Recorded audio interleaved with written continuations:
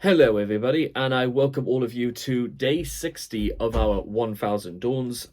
And this may be a little bit of a strange one tonight, but let's break this down one step at a time.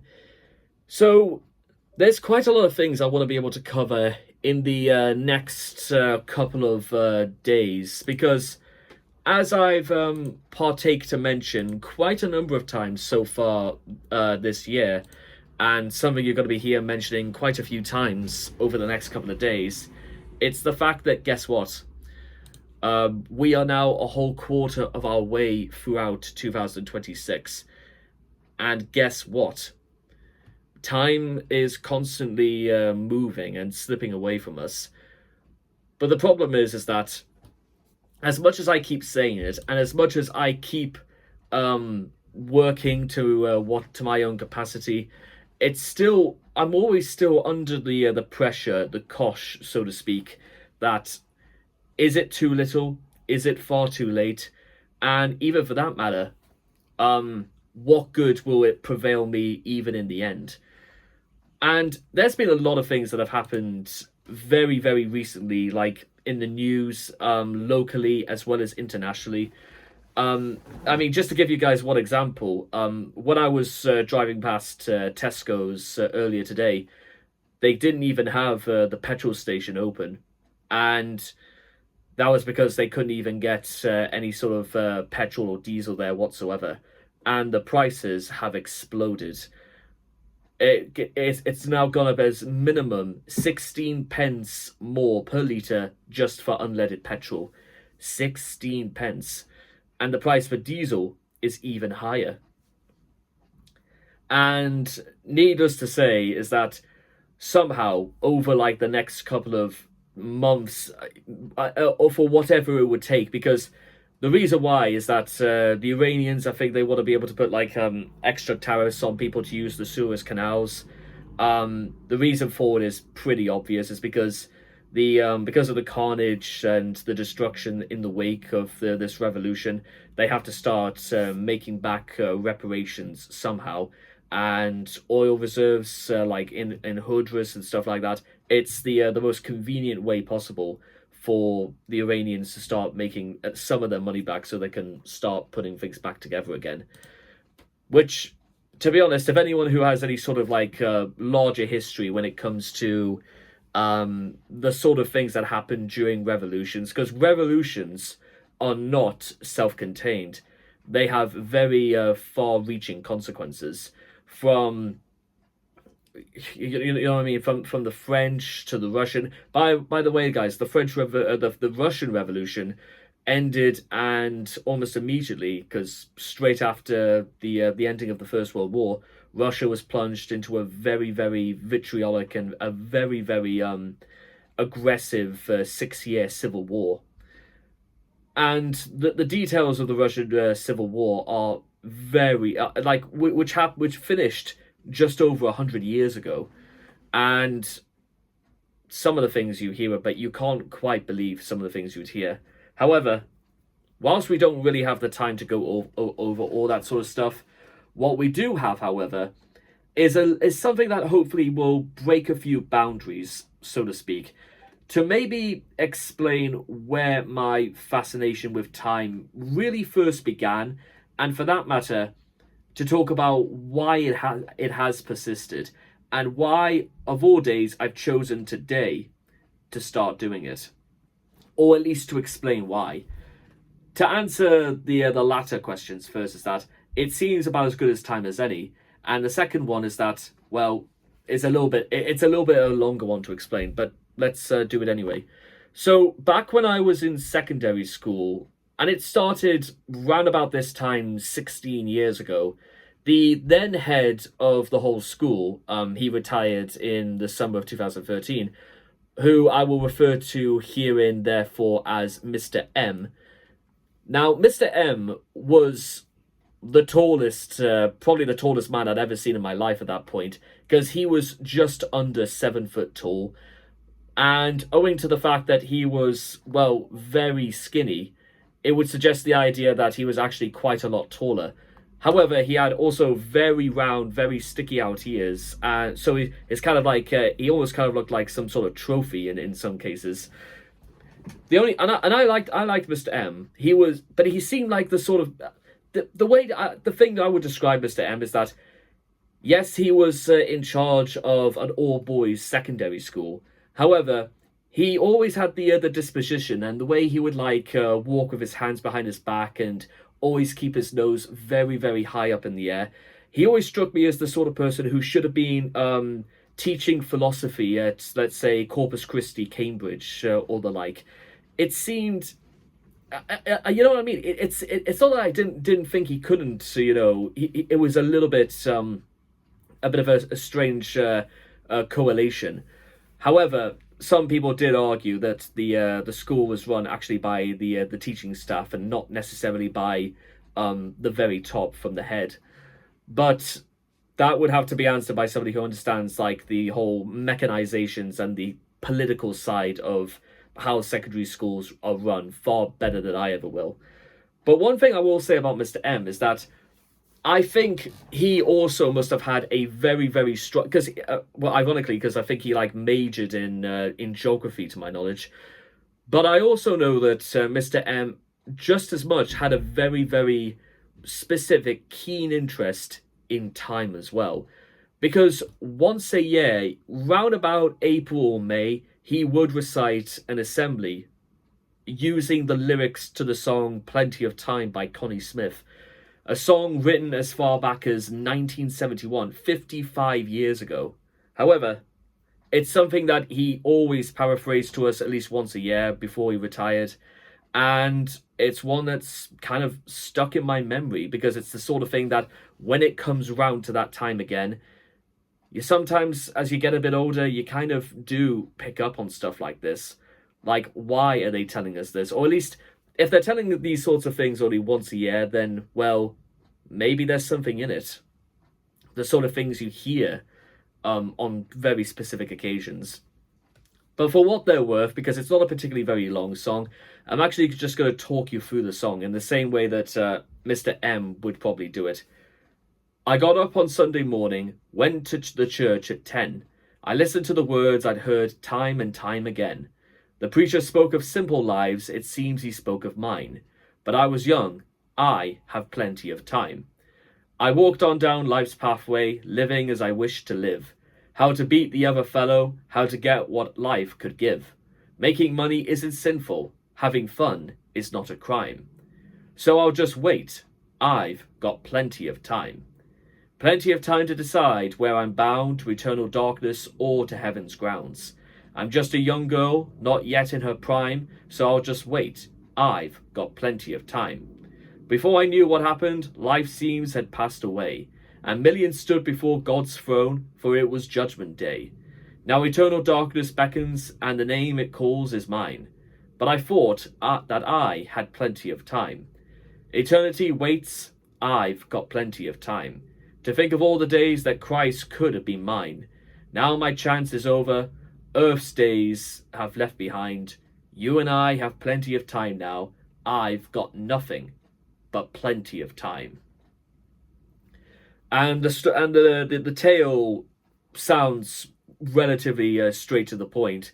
However, it as much as it does sound straight to the point, the implications of this are massive, and it makes sense to try and tell people probably as young as I was when I first, because I was about 12 years old when I first heard this, and the point of it is well, clear enough. For all this protestation about youth wasted on the young, it's not always about time wasted on the young. It's also time wasted on those who still could do something about it. And now is very much our chance to actually do things about it. The problem I seem to have fallen into, because there are many, many songs from many, many different bands that also have a very, very specific theme of timing, or rather more about the passing of time. Pink Floyd, Led Zeppelin. There are numerous examples. Not because it's a particularly easy thing to talk about, but it's also a hard one to really understand, to grasp. But as I said, I think that maybe the trap I've fallen into is one where, despite all the hard work I do and all the things I managed to do for myself, I feel myself no further forward than when I first started. And I could either spend another 8 years doing exactly the same thing I was doing before, or I could consider what I was doing and work out where things go wrong. It may be at the expense of a little bit of time, but think about what I could actually save going forwards. That, however, is more dependent on the question of, do I really want to be successful at this sort of thing? Well, that's a very, very hard thing to talk about, and it's the sort of thing that's more reserved, if you will, towards subjects about what are my motivations behind the things I do, why do I do the things that I do, and something that even Connie Smith mentions in all of this: plenty of time to decide where I'm bound, to eternal darkness or to heaven's grounds. Now, she may argue that all she's arguing about, all she wants, is what is going to happen at the very end. However, it's everything that does come before it is going to be a determining factor. You can either make the most of your life and do something, or you could do nothing with your life, and guess what? That life could have been better used for somebody who was a little bit more motivated and determined the things they did. It's like the parable of the farmer who gave three people so many talents, and then one just decided to bury it in the ground and do nothing with it. But yeah, I suppose it's a very old-fashioned one, but it's one of the things that they also seem very, very particular about teaching me and others time and time again. However, that's probably the real truth of it, is that you have to subtly make the use out of what you have. Now, in terms of where we're at right now, and we're going to sort of like change the subject back to what we were talking about before, about the passage of time, is that we would hear Mr. M do this like 3 more times from 2011, 12, and then 13. And honestly, if I had my way, I would probably, at this stage, for the next number of years, or however long we keep doing it, maybe I'll just keep doing it indefinitely, is that I'll probably continue to recite Connie Smith. Because in many ways, there's a lot to be said about something as simple as that. But there is also something to be said about what does it take for something to sink in. And, well, when you stop to think about it, do we have all the time in the world? And when you're asked such things as these, well, what are you supposed to do about it? Well, you could either, again, choose to do absolutely nothing with the rest of your life and thinking that you've still got plenty of time, and then all of a sudden you could be awaiting and standing on the very edge of the abyss. There is no armor against fate, you may say. Or, if you think you are braver than all the rest, then do something that will mean something. You may also hear this a few times going forwards, that people ought to say and do things that actually mean anything. Because there's a point in me, like somewhere back in the recesses of my mind, that I will look around and I will just see people who, what exactly are they doing? But I digress. It's not really my place to start casting judgment on people just because they may not share the same sort of values that I do, and I can't force my values or opinions on people who don't share or agree with them. It's a very, very simple process, but one that's really, really hard to take on board more often than not. Now, thankfully, there is still 8 whole months left of this year. And you will be very, very surprised about what can actually be accomplished in 8 months. Now, that may sound, like the sort of thing I've mentioned since the very beginning of this year, but it bears repeating. What can you do in 8 months? You may have recalled, if you've seen, for those who have seen some of my shorts, is that I plan to raise money to work in Las Vegas, and that's what that number correlates to. That's the amount of money I still have to make to sort of scratch the bare minimum of the surface. 9,687 quid is what we still have to make. And based on evidence to the contrary, there's been a lot of people who suggested that maybe Las Vegas is not really the best place to go to. And I did kind of like weigh out my options, because only other places that seem to occur to me somewhere in the back of my mind would be either the likes of Miami, St. Louis, or Atlantic City. At least the things that immediately spring to mind. I think California is a little bit too far west, or about as west as you can get. And I've heard it's probably even more expensive to live in LA than it is to live out in Nevada. But what about Phoenix or Dallas, for example? Well, we'll have to see. But as I said before, 10,000 is the absolute bare minimum we have to make. The real sum we would probably have to come away with is somewhere between 20 or 25,000 pounds, which will equate, unless a war breaks out or something like that, or unless there's another revolution in the Middle East, it might have a retail value of something about maybe $20,000 or $19,000. We don't know yet, but guess what? That's still a very $19,000. That would be almost equivalent to, let's say, if there was another Wall Street crash. Mind you, with that being said, 3 years ago, it'll be 100 years since the crash. It might. We'll not jinx it yet. However, but I had reservations, ladies and gentlemen, and some people may have reservations about stuff like this, but let me just break it down to you guys like this. There are 30 days in April, and ideally, I want to be able to take off, if you will, £687. So, what's 687 divided by 30? Well, okay, so let's do it this way. So,